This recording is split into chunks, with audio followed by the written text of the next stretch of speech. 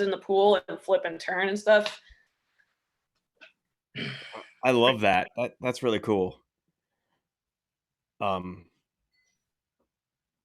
maybe Able to beat like a world record. I might start collecting some stories like that.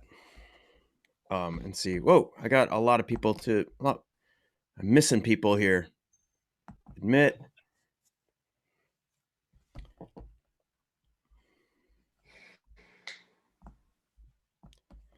All right, we are live. It's being recorded live on Facebook right now. I mean, not Facebook, on YouTube right now. Just so you know. Okay.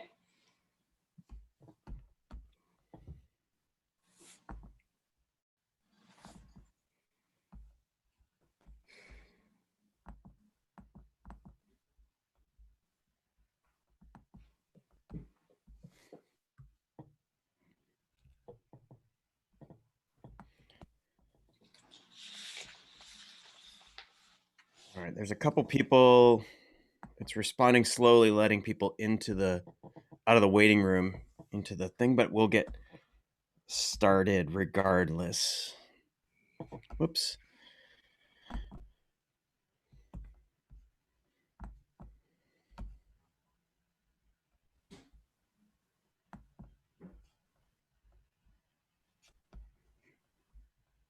Nope, I'm not going to get started because the waiting room is still filling up here.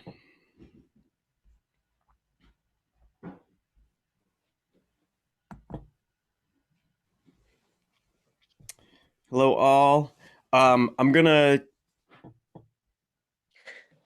present a thing in a moment, just kind of the norms that we're hoping for. But in the meantime, you can see what like Mara has done.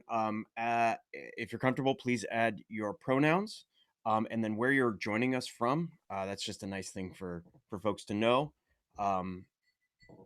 We have been getting great participation from all over the country and all over the world. And it's just kind of cool. It helps us feel a little more connected and grounded to our community right now, which is pretty good. That's a thing we all need.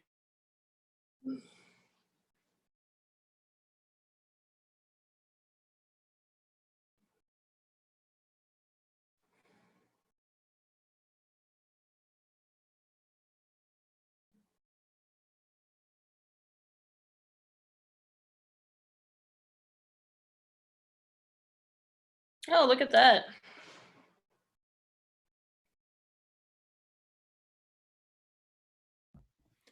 All right, welcome all to the Dis Northwest Virtual Coach Training Series. I just want to talk a little bit about our group norms. As I mentioned, please edit your name to include where you're joining from. Love to see that if you're comfortable, please include your pronoun. That is, if you're unfamiliar, you could just click on your name below your little icon and you can you'll see rename yourself there. Anne is hoping to have this be a pretty interactive session, which means you're going to have to kind of hover over that mute button. Like you can mute and unmute yourself. Let's make sure that we make space for everybody's voices by turning off our mics. Love to see your camera on if you're in a place that makes that possible and comfortable doing so. We're going to ask that we practice both and thinking. Both and thinking results in a collaborative mindset that makes space for the validity of other perspectives and for individual views. It allows them to coalesce into a solution that benefits all of us in the group. So we all bring a variety of experiences and backgrounds to this conversation. And what it means is that your experience may differ from somebody else's, but it doesn't invalidate yours or their position. Make sure that you're creating a space where everybody's truth can be held equally valuable. Also, asking everyone to practice a step up, step back mindset. step up, step back, acknowledges that everyone's voice has value in a discussion. Most of the time, white men speak first and often loudest. It's often an unconscious reaction, and it's often not intended to be offensive, but it's a reminder of systems of oppression that we have all internalized. So reflect on how you behave in discussions. If you in part of that reflection, you discover that you're often the first person to speak up. Maybe that's a sign that you're not intentionally creating space for other people's opinions and other people's voices. So take a breath and listen before you talk. We're going to ask that you use the chat or the raise hand icon to ask questions. I will be monitoring that as well as Anne, but I wouldn't want to interrupt anything. These things are hard enough to do without being interrupted. So let's make sure that we are waiting for either question and answer time or raising our hands or asking questions in the chat. And then the one last thing is consider being a facilitator too. We don't really know how long this like social isolation stuff's going to happen. We all have a variety of experiences and outlooks and things that we could bring. So if you think you might have a skill you'd like to share with the community, you reach out to me at jude@discnw.org and let's do one of these for you. All right. I want to introduce Ann Bailey. Ann is a boxing coach in the Seattle area and is the executive director of South End Boxing, which is a boxing and outreach nonprofit, and also is a member of the Play Equity Coalition in King County, which is a group that is really exciting and doing work to around creating recreational opportunity for all. So I really appreciate that they're putting their work into that, and also happens to be my daughter's first boxing coach, which my daughter is hard to impress. And so Anne really made a big impression on Mira, and I appreciate that. Mira's confidence around boxing grew tremendously just from Anne's patient and inspiring leadership as a boxing coach. So when we started doing this, being able to invite Anne to be a part of this, I was really excited about it because we as coaches can learn from each other regardless of our sports background. So I'm going to hand it over to Anne, and let me know if I missed anything. I'm sorry. Oh no, that was amazing. Thank you. I appreciate that. And I really appreciate the invitation to be a facilitator. When I was thinking about kind of like the material I wanted to put together for today, I was thinking, wow, I am like not an expert on this at all. But I'm really passionate about it. So it's just been a fun opportunity for me to put some thoughts together about how I've used visualization and imagery and metaphor in my coaching practice, both in my personal practice as an athlete and in my practice as a coach. So that said, like I really appreciate sort of the collaborative nature of this, that we can all talk. Jude was just sharing a story earlier before everybody got on about how he had used visualization techniques for one of his teams and how successful it was. And it was a super cool way to approach visualization that I hadn't really thought about all that much. So I'm hoping we can get some more stories like that will help to improve, my understanding of visualization as well as everybody who's here. The other thing that I wanted to say right away is that I've never played Ultimate. I don't know if you're all Ultimate coaches, but I'm terrible actually at throwing the Frisbee. I should probably contact one of you to help me because it's getting a little embarrassing. And that's one of the reasons why I want to do a few breakout groups, because I think that you guys can benefit from a little bit more sport specific conversation around like what types of images are appropriate or things that you've used that have worked and haven't worked. Jude, how many people do we have with us here? Oops, I can't hear you. We have about 9 right now. 9? Could we go around and say our names, and then, you know, where we're coming from? I'd love to know just a little bit about the type of athletes that you work with, if you work with adults or youth, and then what got you interested in joining this discussion today? That would be awesome.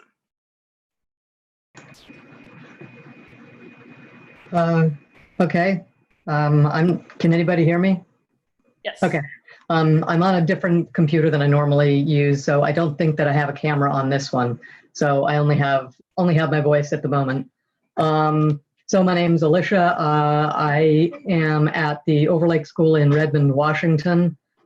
I coach both middle school and upper school. I assist at the upper school level, and then I also work in our athletic department, handling scheduling, uniforms, transportation, photos, GPA reports, anything else you can think of. So I got interested in Ultimate as 2 of my 3 kids played, and that is literally how I started coaching. I actually played basketball in high school, basketball in high school and in college. I did not play Ultimate. So I come to it with a bit of a weakness in that regard. I can coach, but teaching the specific skills, I tend to rely on some of my better players, or obviously in the upper school situation, our head coaches. That's it, I think. Did I miss anything that I was supposed to say? Okay. Oh, good. Thank you.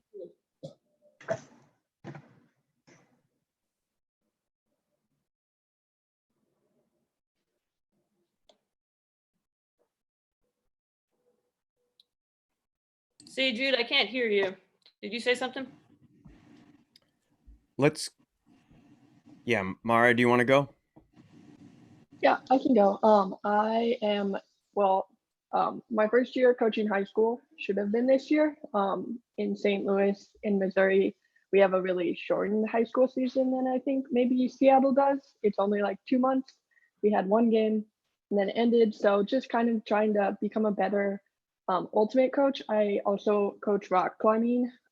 So I coach rock climbing, and they're more middle school aged going into high school.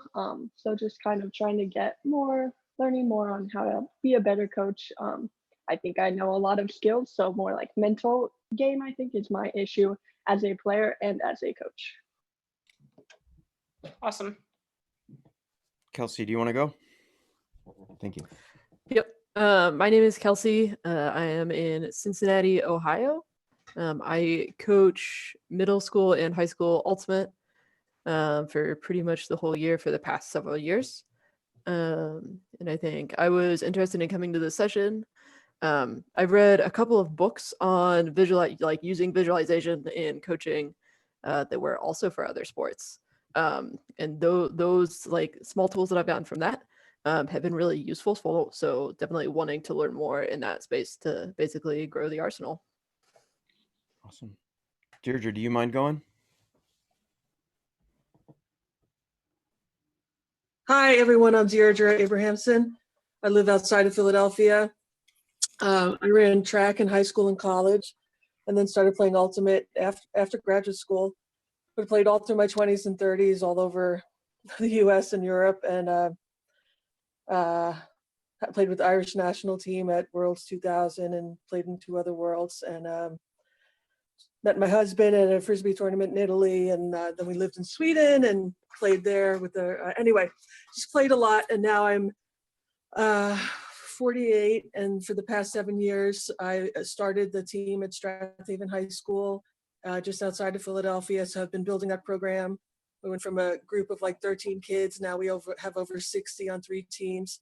I also run the middle school club every week, and I started and I run a program through our recreation association in the fall and spring. So like I have just been trying successfully getting our community to play ultimate. We have a lot of adults and all ages pickup games, and it's just been a lot of fun. And my son, who's a sophomore, is on the team now. But when we moved here, I there wasn't a team at the high school. So I was like, well, we have to have a team for Gavin to play on. And, and now he's on the team. And we had our best year last season, or last spring, where our boys team got second at the state championships and our girls team got third and won Spirit of the Game. So it's awesome. And we're really sad this season, like everyone. And I'm just always, like, I listen to coaching podcasts. I follow the Ultimate Urca. So I'm really happy that you're offering all of this stuff, because I just always am striving to be a better coach, and just also coming from an athlete background, even though I'm not as athletic as I used to be, although I do master track meets sometimes, just to be, for my own performance in all areas of my life. So that's where I'm coming from.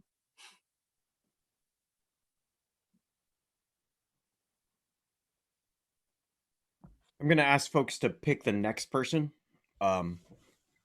just because I'm kind of running some stuff in the background. I will pick Bethany. Okay, hello everybody. My name is Bethany. I'm from the Capital District of New York State, so Albany area. I've been playing for a couple of years. I started playing in college, and I coached my college's B team last year. And having recently moved back to the Albany area, I'm looking to get involved with the youth scene here. We have a YCC team. Of course, that season is not happening this year, but I'm looking forward to learning more about coaching youth. And this session in particular, I'm very interested in picking up helpful cues and tips, especially when it comes to coaching youth, but really any cues and tips to try to translate what's in my brain to the concept that I want to demonstrate for the participants. I will pick Allie. Have you gone yet? No, I have not.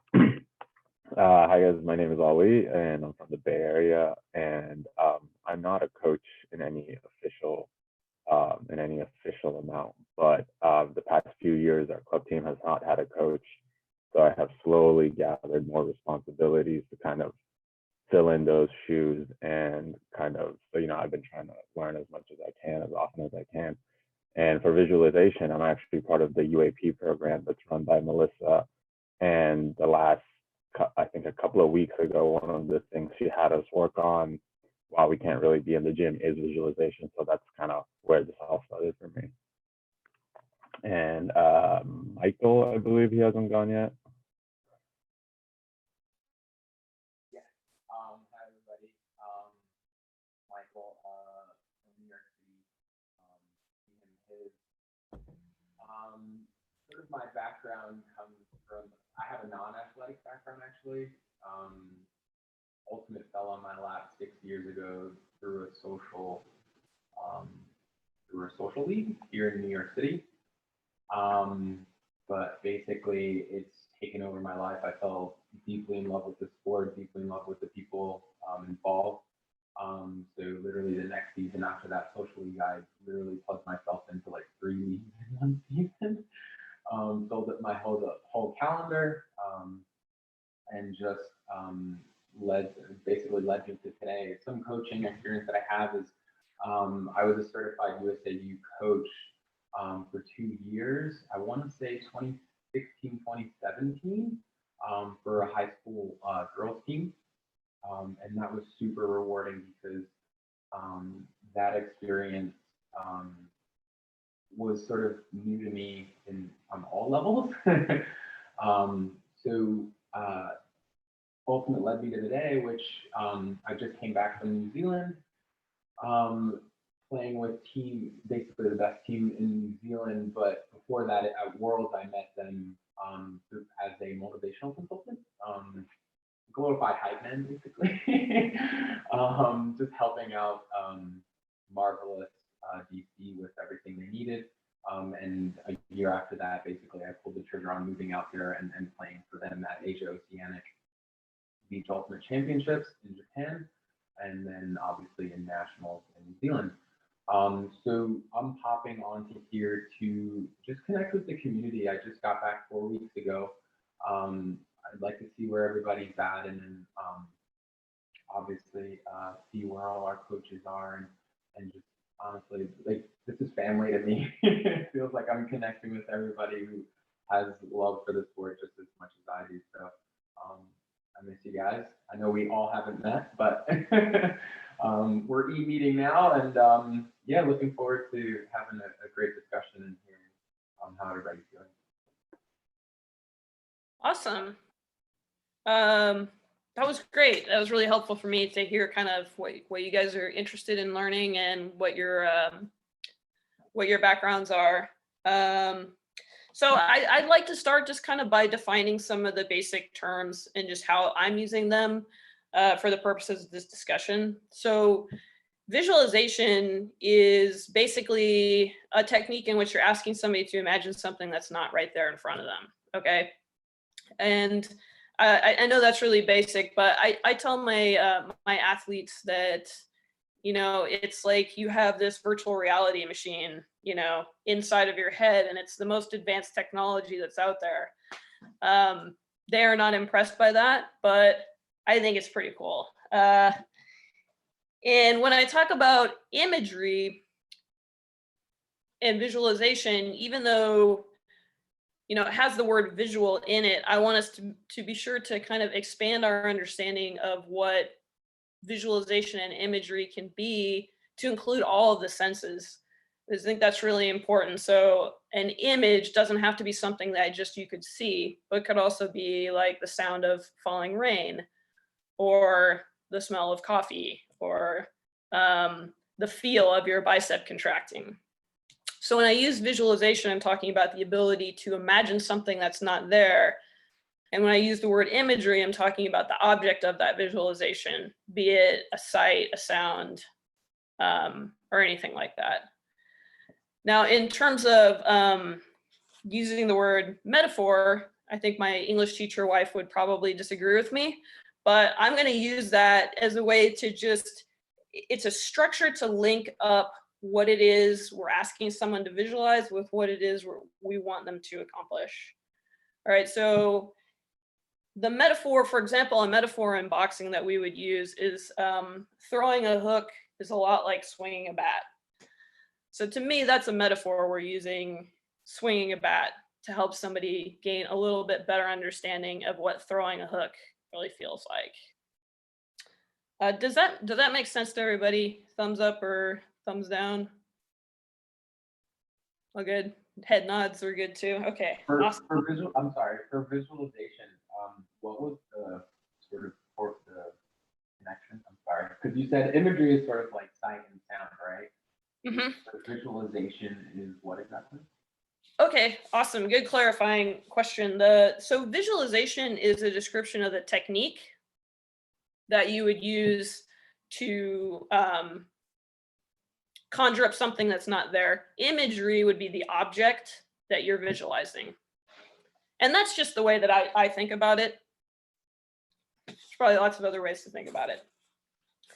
In this, for the purposes of this discussion, I'd like to go over 3 basic types of visualization. I got a lot of my information from this dude, Eric Franklin. This book, Dynamic Alignment Through Imagery, is amazing. Amazing. Yeah, Eric Franklin. This guy's a dance instructor, and so a lot of the exercises and sort of the outlook are oriented towards dance, yoga, and that kind of movement. But he does an amazing job of laying out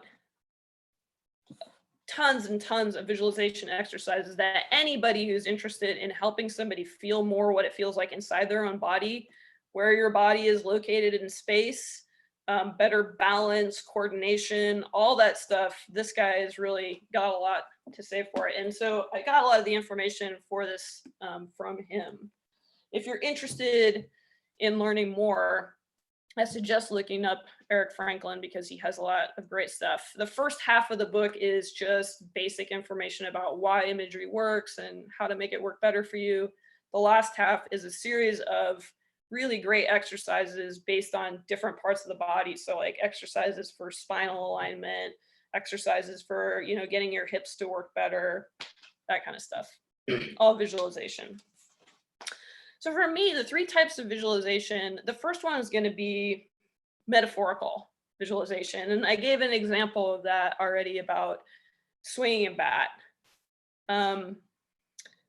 Metaphorical visualization, I feel like, is really powerful and is great for people who are beginners or just learning a particular sport, because it links up something that they already know how to do with something that they're just learning how to do. And that's one of the foundations, I think, for skill development, is being able as coaches to make the connection between sort of the thing that the athlete is stretching towards or trying to learn, and anchoring that in something that they already know how to do. So does anybody as a coach have any examples of using metaphor in their coaching practice with beginning athletes to describe how to do something?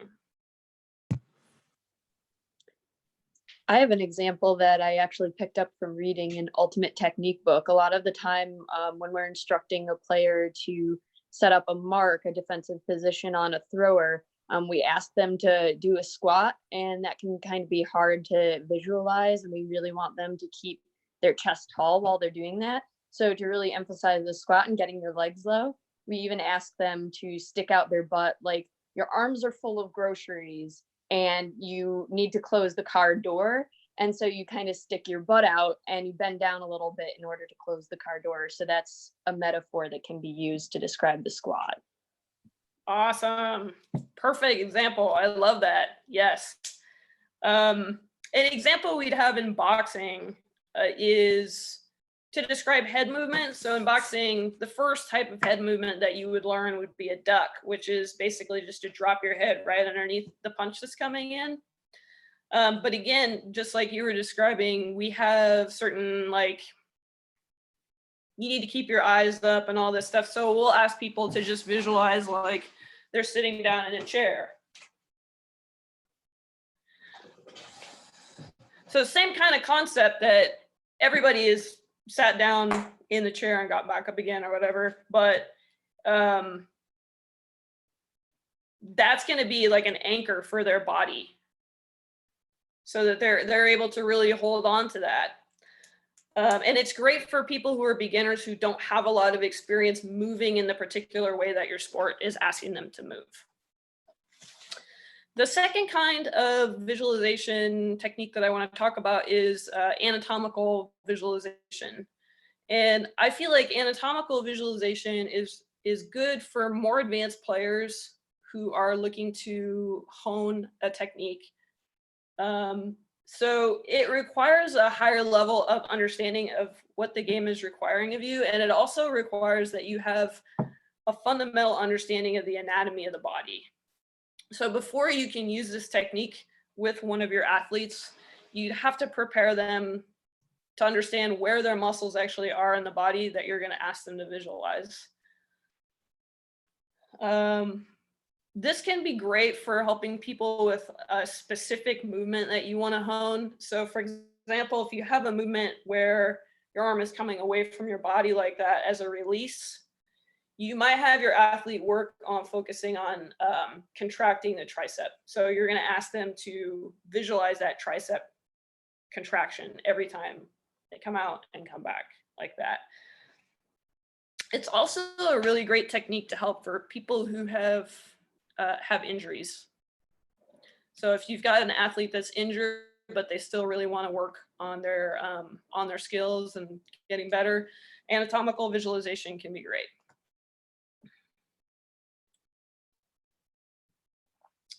The third category for me, and this is, I think, the one that I use the most, is just, I'm going to call it a blended visualization, where you're blending metaphor and anatomy together. And I feel like this can have a really powerful effect on people. So rather than asking your athlete to visualize that their scapular blades are dropping down, you ask them to visualize that their shoulders are melting like ice cream. Okay. Any questions so far about those 3 types of visualizations practices? or comments. Anybody have any other examples for things that they've used?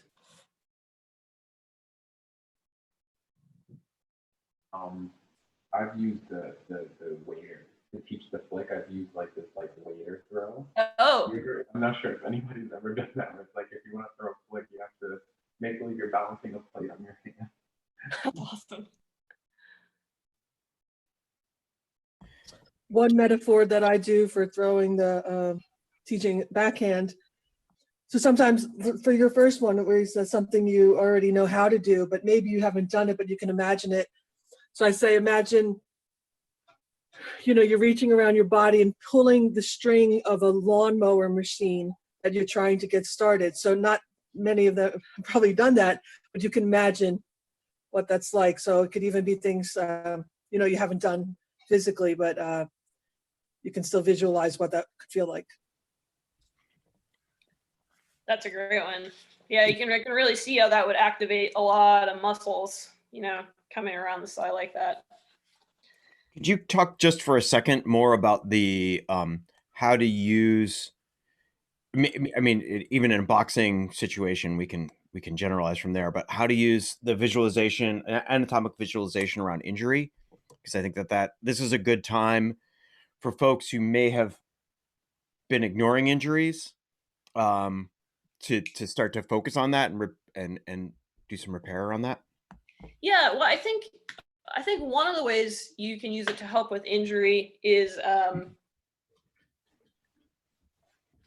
put the movement pattern in your mind the way that you want to be doing the sport specific movement.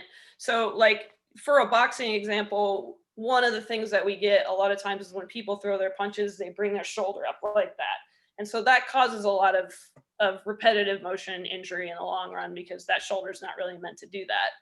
So one of the ways that you can use it is sort of more in a rehab type of a way where you visualize your hand coming away from your face and your shoulder staying down, like your scapular blade. One of the images I'll use is like tuck your scapular blade into your back pocket as you're throwing your punch. So your scapular blade is going down the back of your body like that. But I also think that they've done some interesting studies on just using visualization to help heal. So, like running energy currents through your muscles, that kind of thing. And, I don't have a lot of information on like how specifically that works, but I have used it on myself and I feel like it's helpful. And not that this is injury specific, but just going through gameplay, obviously, in your mind is going to be great for people who are injured, if they're trying to get better at something, putting themselves in that virtual reality machine and being like, all right, the next time this thing happens, here's my 3 options. I'm going to run through each one of them, 10 different times. And then, does that help? Yeah. Okay, cool. So the probably the number one thing that I would like to have you guys take away from this is that all 3 of these types of visualizations and visualization in general, the image has to make sense to the athlete. That is the most important thing about visualization. A great example from boxing has sort of like the storied history of images passed down over time, is boxing in a phone booth. So old coaches would say, imagine yourself boxing inside a phone booth and that will help you to keep your punches in nice and tight. But if you've never been inside a phone booth before, it is not helpful at all. And I remember the first time very specifically, I told some kid, it's like boxing inside a phone booth. And they're like, what's a phone booth? So now I tell them, imagine you're in a giant milk carton. Okay, you're inside this little milk carton. Here you go to try to make that work, or in a hallway. But if it doesn't make sense to the athlete, you're not going to get anywhere. And I think this has a number of like repercussions down the line that are all really awesome and I love, and it's part of the reason why I love visualization practice so much. So one of them is it puts power back into the hands of the athletes themselves, because your job as the coach is no longer really to tell people, here, this is what this is, but to listen and try to help to elicit a visual or an image that's going to really work for that person. And I think as coaches, we all have sort of like a library of stock images that we try out on people, like the lawnmower one or the waiter, stuff like that. And a lot of times those have some sort of universal appeal. Like people are like, yeah, okay, I get that. But if the person doesn't get it, it's no sense trying to beat them over the head with it, right? Because I've tried that numerous times and it doesn't work. I think for me, as things that I had tried that worked really well for me as an athlete in my practice, I'd get super inspired about, and I'd be like, all right, you guys, I got this really great image that we're going to use. It's really going to help us improve, you know, the generating power through our body, only to find out a while later after I'd beat my head against the wall that it worked really well for me and maybe one other person, but not for everybody. But I think it's a really cool reversal, because really the athlete has the answers inside here. And your job is to be the guide, kind of to help them to develop those. The other thing, or one other thing that I think is great about this idea that the image must make sense, is that the approach for this type of coaching is through the imagination and fun, and it's playful. And if you can keep it light and playful and fun when you're helping somebody to develop one of these images, you're just going to get so much farther, and it's so much better for both of you. I came to coaching kind of being interested mostly in like the analytical side of things. Like I like to break down movements or think about strategy. So visualization and using that was, it was like a whole other thing kind of like lit up for me. Like, this can be fun. You know, we can talk about, you're going to move like an alligator. We can go all these weird places, because inside your mind, these images are like, it's like a dream landscape. It doesn't necessarily always logically make sense. And that can be really awesome. So if you have athletes who are very like perfectionist, I guess, or like one of your main barriers to getting them to get better is that they're worried about doing things right all the time, or everything has to be very structured, you can try this with them. Try a little bit of image or visualization practice with them. See if, you know, accessing that other side of the brain or whatever gets them to kind of light up in a different way and let go of that like perfectionist, I have to do it this way, this way, this way, this way. Takes one to know one. So, I mean, I feel like it helped me to do that. A couple more things, and then I'd like to maybe break out into 2 groups. Getting results from the inside out, I think, is another thing that visualization practice does really well. And again, this goes to the idea that the image is coming from the athlete themselves. You're not putting something on top of this person. You are trying to help them to let something out of them that's in there, right? And I feel like in our coaching practice, the more that we can approach things from that place of like, you're liberating them to do something, less than you're placing something on top of them, you're going to get better results. It's going to be more fun and a more authentic play experience for your athlete. And because of the nature of this, it really does go a ways towards helping us develop more culturally responsive teaching practices as well. Because the world of these images for your athletes exists in their culture.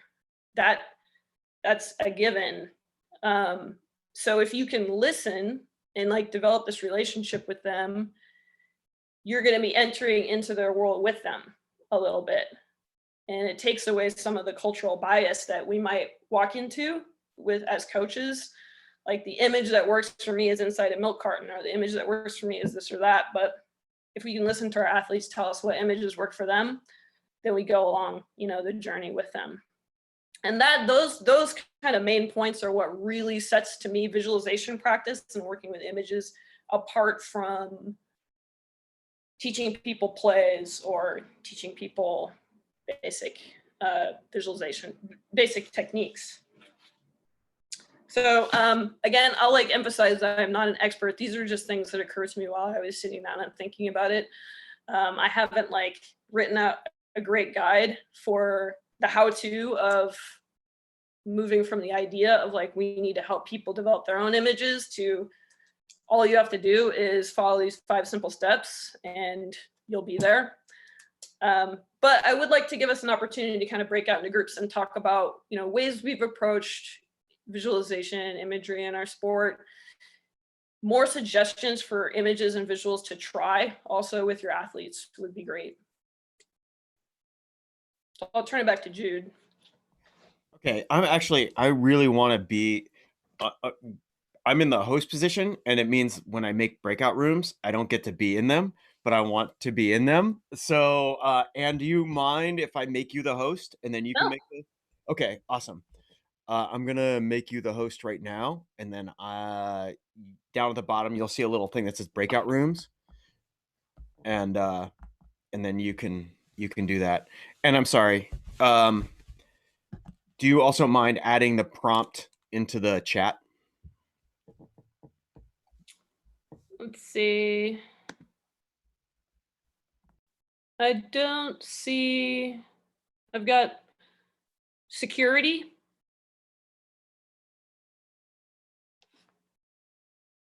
Can't hear you. Yeah, sorry.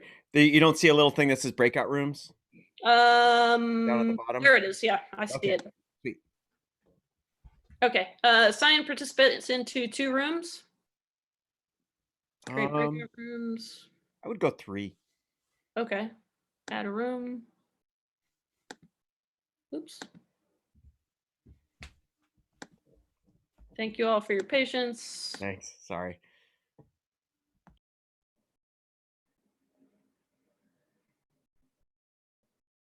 Okay, we've got 2. All right. You guys should be getting an invitation then. And then Jude, how do I get out of this when I need to?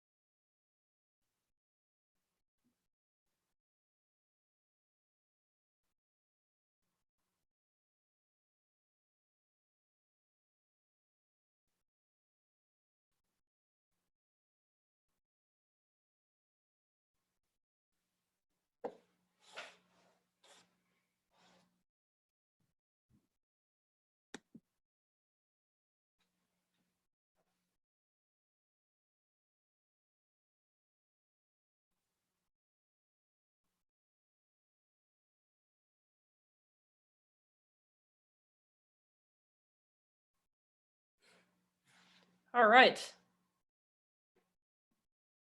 All right, Jude, I see what you're saying. It's kind of upsetting. It's like everybody goes away to have these interesting discussions, and then you as the host are just sort of sitting there in your living room like, Sorry, it's kind of isolating. I should have Yeah. warned you. Would somebody from each group mind kind of telling me what you guys talked about?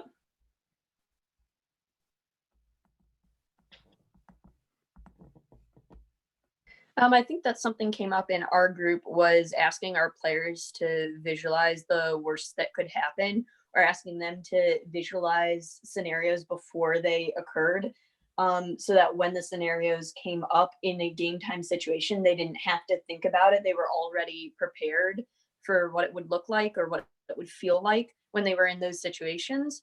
And it takes away a lot of mental energy at the time. And it helps prepare them to act more quickly or act in alignment, act less out of emotion, maybe. So Jude was sharing about instructing his players to think about coming into a halftime down and what it would feel like to be down at halftime, and could you come back from that and keep the momentum going.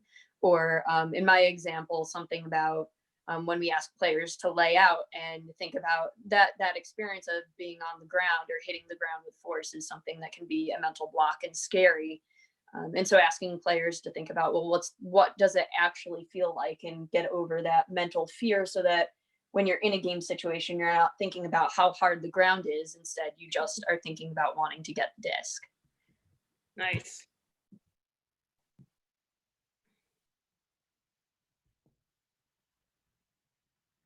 One Okay. thing that we, Oh, all right. Go for it.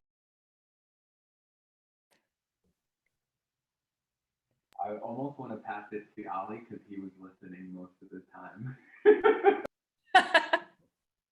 That's fair. I talked about how I don't have much experience using visualization, so I wanted to hear from them. And one of the big things that they talked about, it seems like both of them coach younger audiences, was that using the kids themselves to help each other learn and visualize. So, for example, some of the things they talked about is breaking them up into groups and saying, okay, try to teach another group, try to work a way of teaching a skill to another group using only like metaphors. And so if they are working themselves to come up with that visualization, the chances of that working with others is higher. Or while they're trying to teach someone else, they learn themselves.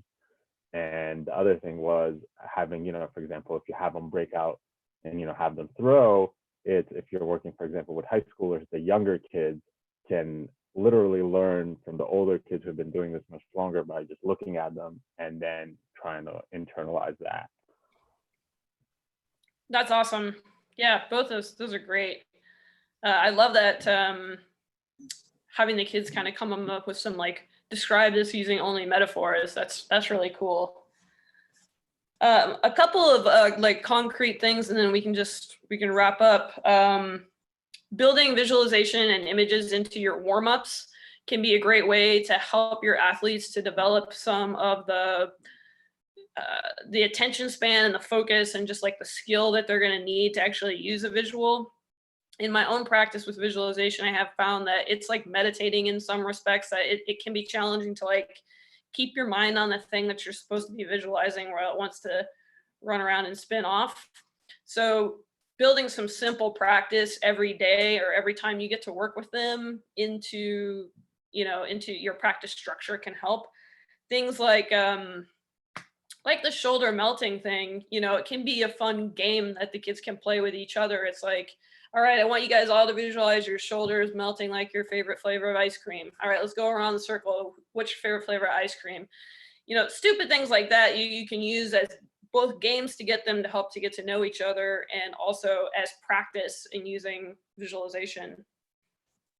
And increasingly, I feel like this is true, the kids, working with youth, if they've never, chopped wood or started a lawnmower or done some of the like physical skills that would be make it easier to like apply what you're trying to get them to do, you can mimic what that what that thing would be like. So you can either like bring in a sledgehammer for them to, I wouldn't recommend giving 8-year-olds sledgehammers, but, or like with the lawnmower example, you know, bringing in a stretchy band and attaching it to something, play a video on YouTube of somebody getting frustrated trying to start a lawnmower and give them the stretchy band and have them try to do it. That's going to get that feeling into their body in a different way than just saying like lawnmower, right?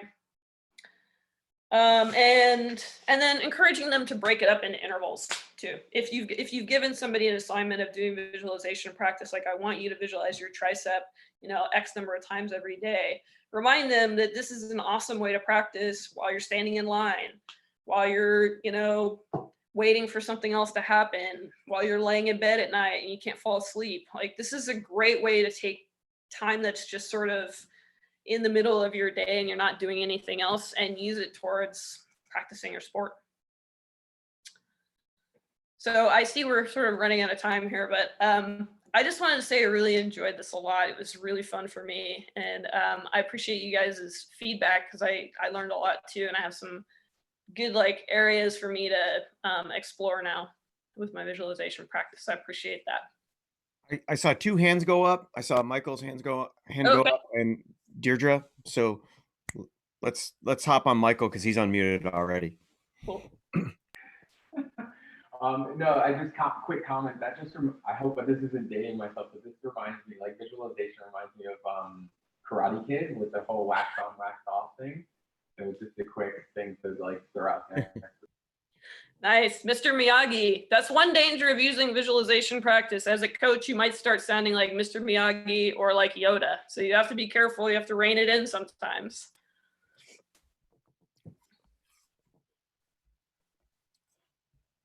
Deirdre? Yeah, the thing I just wanted to say is, well, of course, watching game video and footage and just showing them, look at what they're doing and visualize yourself out there cutting in that way. And, especially with the newer kids, just setting that from the beginning, from early on, watching what it's supposed to look like, because it can be challenging when everyone's out there, just everyone's cutting at the same time and not really sure what it's supposed to look like. So anyway, that was something you mentioned. I'm thinking one thing that I've done with teams at the beginning of the season, I'll hand out discs to every player and ask them to write on the back of their disc like a goal, right? Something they want to accomplish that season. And I think I'm going to start integrating this visualization part a little bit more. So like actually ask them to like close their eyes, imagine yourself doing that, and then pull it back, after the end of the season, bring those discs, look at what they wrote in Sharpie on the back. Like I thought I did it with my middle school team last fall, and I remember my daughter wrote on the back of hers, just make a big play. And it's a simple thing, right? And she can define that however she wants. I think that there's a way to like imagine 5 big plays. And if you make one of them, you've accomplished that goal, right? So I really appreciate it. I think this is really going to add a lot of depth or connection to some of the stuff that I know I'm already trying to do as a coach, but this has been really great. Awesome. That's great. Want to be respectful of folks' times and your time too, but if anybody has any last minute questions or stories, now's your shot. And I'm happy to stay on. I'm going to actually, if questions have wrapped up, I'm going to stop the stream on YouTube, and we can just sort of interact as friends after that.